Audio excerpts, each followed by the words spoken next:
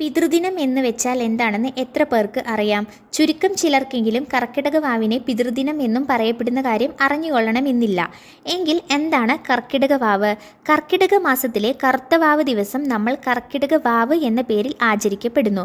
ഈ ദിവസം മരണമടഞ്ഞ പ്രിയപ്പെട്ടവർക്ക് ബലിയിടുകയാണെങ്കിൽ പിതൃക്കൾക്ക് ആത്മശാന്തി ലഭിക്കുമെന്നാണ് വിശ്വാസം. കർക്കിടക വാവ് എന്നറിയപ്പെടുന്ന പിതൃദിനം പിതൃബലിക്കാണ് പ്രസിദ്ധമായിട്ടുള്ളത്. പിതൃക്കൾക്ക് പ്രാധാന്യമുള്ള ദക്ഷിണായനത്തിലെ ആദ്യത്തെ അമാവാസി കർക്കിടകത്തിലാണ് ഉള്ളത്. ഇത് തന്നെയാണ് കർക്കിടകത്തിലെ വാവുബലിക്ക് പ്രാധാന്യം നൽകുന്നതും.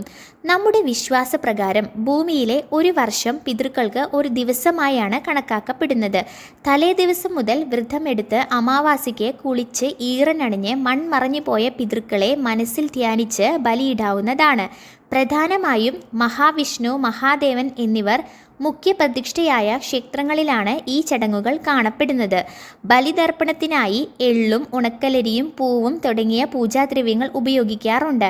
ഇനി ശാസ്ത്രീയമായി കൂടി പറയുകയാണെങ്കിൽ ഗ്രഹണ സമയത്ത് ഭൂമിയും ചന്ദ്രനും സൂര്യനും ഒരേ രേഖയിൽ വരുന്ന സമയത്തെയാണ് കർക്കിടക വാവായി പറയപ്പെടുന്നത്.